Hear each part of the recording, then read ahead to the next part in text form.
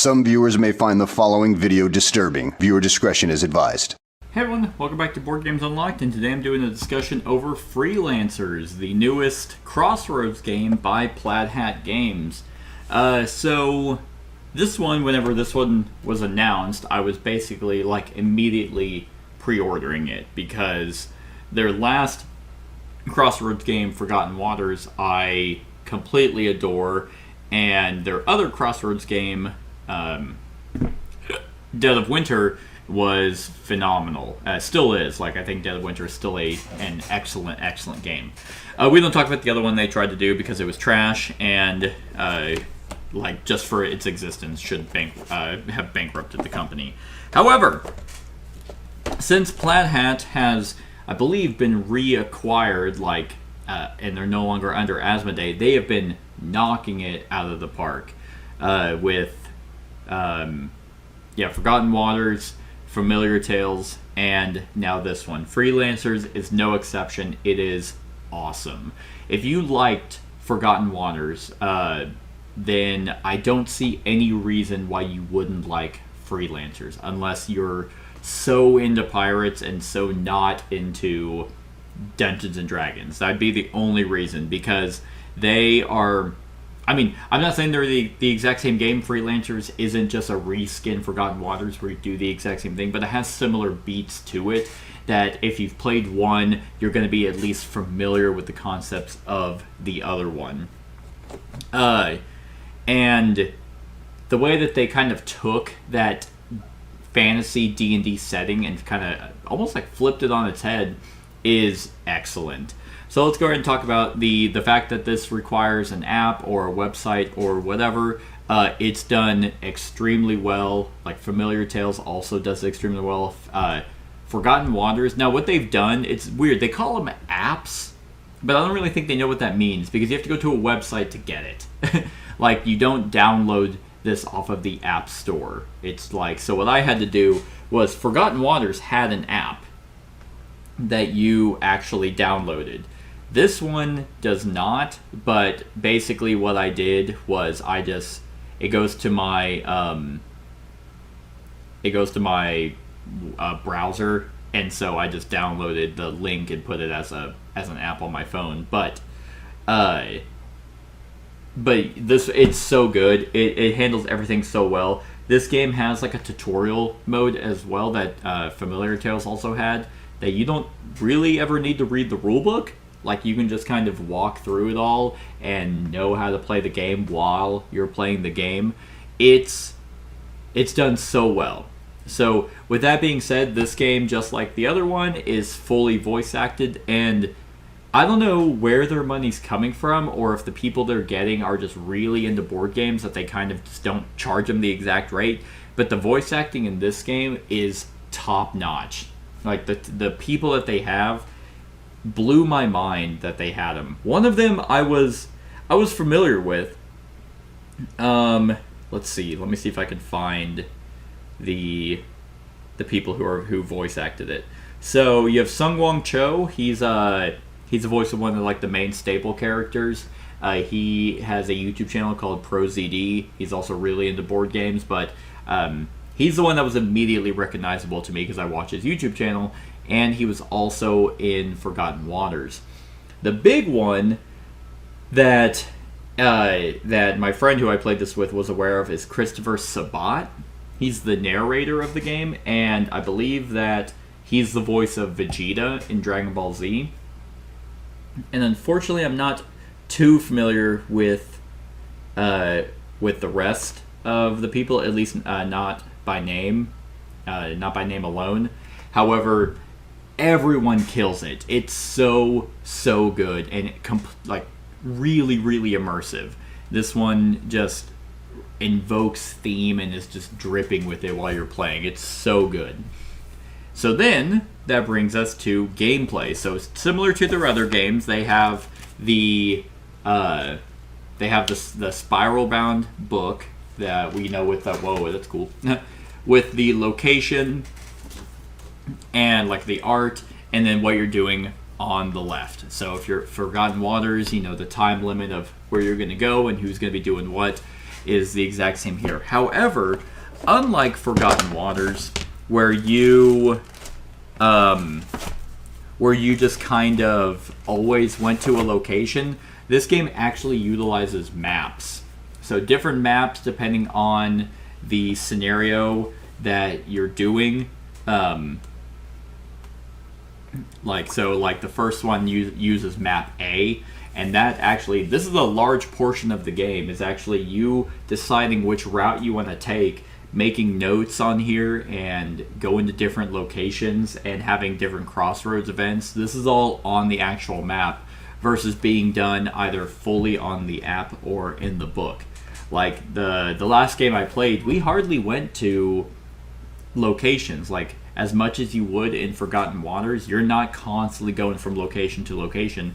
It's a lot of travel on the map, and have an event, do something on the map. Like, a lot of events, it feels more of a really good blend of Forgotten Waters and Dead of Winter, where you're not always in the book. A lot of it is kind of outside of the book, and then these are more special scenarios when you finally do go to a location. Because some of these are just, okay, we're going to do a campsite, we're going to have an event, we're going to go to a tavern, we're going to go to a shrine. It's not like always locations. And when you do go to a location, that's part of the main story beats. I really like the map section, and everyone's assigned roles similar to Forgotten Water. So there's like a cartographer that manages the map and is like, okay, like, from here we can go to a Crossroads event, or we can go to a dungeon. What do we want to do? And you can backtrack and all that, but there's actually a time element in the game that if you continue to backtrack, you're just taking more time, which causes threat to increase because there's a threat track.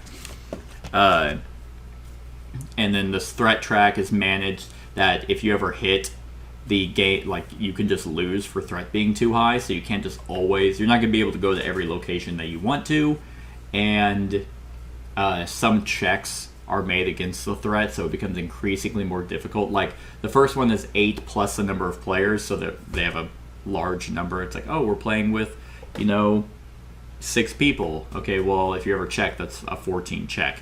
Because the game utilizes dice. It utilizes dice similar to D&D. You roll D20s plus any skill dice you might have. So it definitely has that D&D theme. But tons of mitigation. Like, you can get a bunch of luck tokens. Like, they just kind of hand them out like candy. But whenever you have a bunch, you kind of like spend them, and then it's like, oh god, now I need them right when I least expect it. So the map section, I think, is done very, very well. And then it takes, at the very beginning, this is what kind of blew my mind the first time I did it. In Forgotten Waters, you kind of just picked a character and kind of a constellation, and then you filled out like a Mad Lib style thing that just made the game hilarious. Or, I mean, not hilarious if your group is just unfunny. But in this, it keeps the Mad Lib style, but also lets you build a character. And the character creation of this game is way deeper than I thought it was going to be. So you pick a race, and then you pick a class. So the races, there's not a whole lot of races in the game, but there's a Mauser, there's a Goblin, there's an Elf, there's a Troll, Merfolk, and let's see, then a Hound, a Dwarf, and a Stiltkin. Oh, and an Imp. So those are the races you can be. But then the amount of classes that there are is insane. Like a warrior, a judge, a divorcee, a ranger, paladin, a friar, a gunslinger, a disgraced noble. Like, tons of these classes that you just pick a race and you pick a class and you actually put the cards together. And then that's actually kind of going to determine, like, your class determines like your Mad Lib style, and then your heart and stuff in a second half of your camp actions, and then that was the race. The class is going to determine the skills that you can potentially get, and then the other half of your camp actions. But you gain these titles throughout the game. You level up on the back. The back of these has like a save state, but on the back is when you level up, what you get for that. And then, similar to the constellations in Forgotten Waters, how well you do on that, like based off XP, is going to determine your end game story. There is a double-sided coin to this, though, because they don't give you a bunch of these. So, for example, if someone chooses the Mauser divorcee, there's not a lot of those actually remaining. So if you play another game, you might not have actually any Mauser sheets to use. So that is a little disappointing. Like, I wish they gave you a bunch, at least like 4 of each, but they don't. So, I mean, you can always go on their website and print them off, but unless you have all the money in the world, they're most likely going to be black and white, and I like having the color sections. What you could do for this is just take each one of these. Might be a little cumbersome, but for all the classes and all the races, just get them laminated and do dry erase, because that's going to be perfectly fine. Get like the bullet point dry erase markers, or just print off a bunch. Like, they are available, but it's kind of annoying that it's like, oh, because like one of the games I had, we lost. We just straight up lost. We got our ass beaten in a fight that we thought we could handle, and we could not, because the game also has a medic, like a medic roll. So if you run out of damage tokens, you just lose because the party's too hurt. So in that case, like, when it said don't read your backstory, and on one end I like that because it's like, ooh, that means we get to replay it. But on the other hand, if you just throw those away, it's like, well, those were one of our very limited, Hound character sheets, so now we have to kind of go print off more if anyone wants to be the Hound. You could do it in another way, though, where it's like that group of freelancers died, so the next group is you have to pick some, like, what's available, so it's like, this is the new party. But it's like, well, there's not just one Hound. You could try and do like your own mini world where it's like, oh no, there was only one, and he tried to go off and be a hero, but ended up being massacred. So now here's who we got. Again, it's not that big of a deal, and you can always get more, but it is still a thing to take into consideration.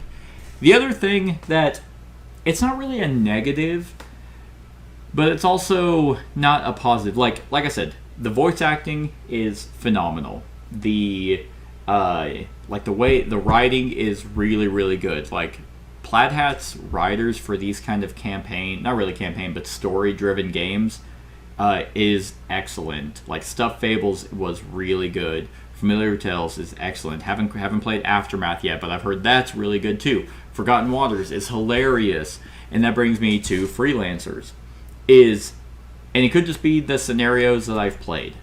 However, I don't find this one as funny as Forgotten Waters. Forgotten Waters had me actually, like, busting up in certain locations. Freelancers hasn't done that. It's made me chuckle, or maybe go, huh, or that exhale through nose thing, that kind of thing. But so far there hasn't really been that kind of moment. And that could just be me, like 100%. I wouldn't really say any of the jokes fell flat. Like, it wasn't that they were trying to make you laugh or trying to be funny but fail. It was just more, maybe they just weren't trying to be funny. I don't know, but there's a lot of tongue-in-cheek stuff here with the writing. So it is supposed to be lighter and, kind of in the spirit of D&D. But I don't know. It's a very, very minor complaint or an observation that I've made, that it was like, oh, well, this isn't really funny, but Forgotten Waters was hilarious. Again, could totally be circumstantial. I don't know. It's like, if I'm just really stretching for negatives at this point, and they're all kind of minor. The other thing this game has is it has followers, quite a few followers, that whenever you acquire them to go with your character, because you can get weapons and items and trinkets and stuff, you can get followers as well, and they go in a bag, so whenever you do travel and you can draw their token, they have events as well. And what's really cool about that is if you happen to draw their token during, like, it changes the Crossroads event depending on where you're at, which is just so it's amazing, because sometimes whenever you draw something like that or an event where it's like, well, that doesn't really fit with where we're at, this doesn't have that problem. Like, we were in the middle of a fight, just a small example, we were in the middle of a fight and we had to draw from the token bag, we had to spend time and draw from the token bag, and it happened to be a follower, and the way that the narrative went completely tied to the fight we were in, and it was awesome. And I hope that happens for every single, like, take that same follower, and his dialogue options are going to be different depending on when he's pulled. If that's throughout the entire game for every follower, that is amazing. And that's why app-driven games like this are so much better than some non-app-driven games, because you can plan for that. Like, the guy that we had was like a gambler, and we were like getting our ass beat in the fight, and it's like, and he's like, well, do what I do whenever I need some luck. And then it's like, oh my god, what is it? And he's like, cheat. And then, like, he did like a special ability, and then we got it. And it's like, yeah, that attributed to your character in the situation we were in. It's like, but you wouldn't say that if we drew your token at the campsite. It's so cool that they thought of that, because a lot of people do not. They can't. I mean, because if it's an event, a random event thing, it's just like, well, how do you plan for every scenario? And that's what Plaid Hat Games does so well. Their Crossroads games, I mean, whenever Dead of Winter came out, it was like the best example of an event deck that has been seen in board gaming, because it wasn't always just have an event, have an event, have an event. The events were always special because they required specific conditions to go off. So most of the time they didn't. Sometimes they involved specifically the game. Others they involved things outside of the game. Read this if someone scratches their head. If someone happens to do that, it's like, oh, hey, we got a Crossroads event. And then it has to deal with lice or something within the campsite. Since then, obviously, they have resorted to websites or apps or whatever you want to call them to take care of the deck. So all that stuff is done behind the scenes. But Dead of Winter started that, and it's been the best example of an event deck that I've still seen to this day. And Familiar Tales, Forgotten Waters was a brilliant next step in the Crossroads games, and Freelancers is just as good. I mean, my group actually likes this one better than Forgotten Waters, and they love Forgotten Waters. So I think that's more because we all play D&D. Like, we're all actively in a D&D campaign, or have been for years now. So this one fits more of our niche more than Pirates do. But yeah, that's just kind of our own personal preference. Now, here's the thing. Here's what I'm worried about, kind of with Plaid Hat a little bit. Forgotten Waters got one DLC. I know Freelancers literally just came out, and off of their website, the scenarios right now, there are only 2 available. There's the Wizards and Worms, has a difficulty 2. Then there's Sisters and Songs with a difficulty 3. Now, the difficulty actually matters because, like I said, even though we were doing, like, the very first session we did was like the tutorial thing, and it kind of walked you through. And most of the time when you're doing the tutorial, it's like, okay, this is basically a throwaway scenario. That's one of the 5 available, so we have 4 real scenarios. But then, once the tutorial's done, it's like, okay, figure it out. And then you can go into, like, a fight and be like, well, we lost! Oh my god! Which I personally like, because if you're limited on scenarios, you don't want to always win them, because the replayability isn't, like, always there. So, but those are the 2 scenarios available. On August 14th, there's a new one coming out. Then August 28th is a new one. And then September 18th is the next one. So as of right now, they plan on 5 scenarios. Forgotten Waters, let me find it, has 1, 2, 3, 4, 5, 6. Okay, apparently that has a... Yeah. 1, 2, 3, 4, 5, 6. Has 6 scenarios. So my worry is I would love to see this game supported. I don't know why Forgotten Waters basically died. Like, it doesn't really make a whole lot of sense to me as to why they just kind of quit. They did one DLC pack and then never did another one. I don't know. And I don't want to see that happen with this one because that kind of hinders replayability, or maybe not even so much replayability, but it's like, well, I only have 5 scenarios. I guess I'll play this once every 2 years just so I can extend out the lifespan of the game. And let me know in the comments for this one or Forgotten Waters if it's like, well, no, each of those has multiple endings, which I know they do, but it's like they have multiple successful endings or things like that that kind of give a reason to replay the new scenario. But so far, I haven't found that, at least with Forgotten Waters. This one I know because it's like, okay, well, we lost one of them, so go back and replay and to try and win. But I would just like to see them actually support their games. Support for their games is always good. Like, a couple of expansions, more scenarios, because this is fantastic.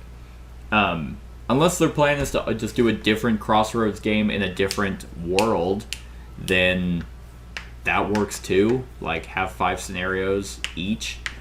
But I don't know. That is a slight concern of mine that it's like, oh no, you just get the 5 scenarios and that's it. We're done. We're gonna make something else. I mean, it is what it is, but because I like these games so much, I would really like to just keep getting scenarios. Like, I mean, I don't need 20, but like, I think 10 would be good. Like, double what came out in the base box, do a couple of expansions of 2 or 3, and then move on to a different Crossroads game that isn't dog shit like Gen 7, which I don't even attribute to Plaid Hat anymore. God, that game sucked. Anyway, I don't want to go over more specifics in this. Bottom line is, if you love Dead of Winter, if you love Forgotten Waters, you're gonna love this. Like, unless you just hate fantasy, then sure, you're not gonna like it. But if they hit the very, very similar beats, and what's really cool again is Freelancers is not just Forgotten Waters fantasy. Like, they do play different. Like, still, the location book, you're gonna be familiar with that, but that's the most confusing part of the game. You get to build your character, like the different combinations of class to race, and the Mad Lib style is still there, which is hilarious. The skills, the items, all that is here. So you can own both, pretty much is what I'm saying. This and Forgotten Waters and Dead of Winter. So yeah, on the scale of 1 to 10, I'm going to give Freelancers a 9. Like, it's fantastic. It'd be a 10 if they came out the gate swinging with like 10 scenarios. But and for me, maybe 10 would even be too much because I haven't done all the scenarios in Forgotten Waters. But it's also because I don't want to play it all the time because I don't want to run out. Also, this game feels shorter than Forgotten Waters, and I think that's actually a good thing because Forgotten Waters has 2 halves of a scenario, so it just kind of feels like we're done with this half. Oh god, that took 3 hours. Now we have to do the other 3-hour half.